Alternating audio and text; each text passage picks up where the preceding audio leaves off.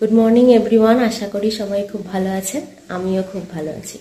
তো আজ রবিবার, আর রবিবার কোনো কারণ ছাড়াই একটা স্পেশাল দিন, কেননা রবিবার দিন সব কিছুই ছুটি থাকে আর আমার কর্তারও ছুটি। তো সেই কারণেই রবিবার দিন সকালবেলার জলখাবারটা অন্য দিনের তুলনায় একটুখানি আলাদা, একটুখানি স্পেশাল কিছু না হলে রবিবার বলে ঠিক মনে হয় না। এটা নাকি হচ্ছে আমার কর্তার বক্তব্য। তো সেই কারণে আজকে সকালবেলা ঘুম থেকে উঠে তো কি বানাবো অন্য দিনের তুলনায় স্পেশাল বা আলাদা, সেটাই ভাবছি। আর এবার যাবো হচ্ছে রান্নাঘরে, তো জলখাবার বানাতে। তো দেখি কি বানানো যায়। দেখুন, এখানে আলুগুলোকে আমি একটু বড় বড় সাইজের করে কেটে নিয়েছি। তারপর এটাকে প্রেসার কুকারে দিয়ে একটা সিটি দিয়ে আমি এটাকে সিদ্ধ করে নেব। তারপর কড়াইতে দিয়ে দিয়েছি পরিমাণ মতন তেল, তার উপরে দিয়ে দিয়েছি গোটা জিরে আর গোটা গরম মশলা।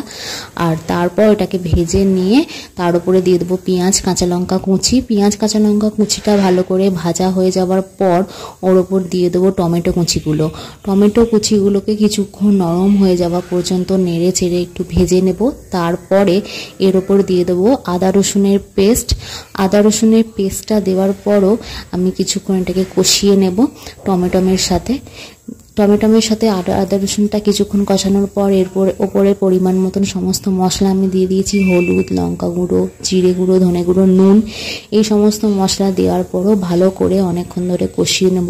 মশলা কষিয়ে নেওয়ার পর তারপর এর ওপরে আগে থেকে ওই সিদ্ধ করে রাখা আলুটা আমি এর মধ্যে দিয়ে দেবো। আলুটা দিয়ে কিছুক্ষণ এটাকে ঢাকা দিয়ে ফুটতে দেব। আর অন্যদিকে দেখুন, আমি নিয়ে নিয়েছি ময়দা, আর ময়দার মধ্যে দিয়ে দিয়েছি ময়ান আর নুন, আর সব কিছুকে একসঙ্গে ভালো করে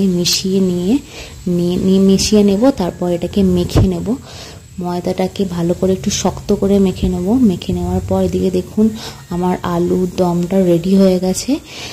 আর এটাকে আমি গ্যাসটাকে অফ করে দিলাম। আর অন্যদিকে যেখানে ময়দাটা মেখেছিলাম সেখানে ময়দাটার উপরে একটু তেল বুলিয়ে দিয়ে কিছুক্ষণ ঢাকা দিয়ে রেখে দেবো। ময়দাটা মেখে রেখে আমি স্নান করতে চলে গিয়েছিলাম, কেননা কর্তা এখনো ঘুমোচ্ছে। সে যদি ঘুম থেকে উঠে পড়ে তাহলে ও স্নান করতে যাবে, তো লেট হয়ে যাবে বাজার যেতে। সেই কারণে আমি আগে করে নিলাম, তারপরে বাকি রান্নাটা কমপ্লিট করবো।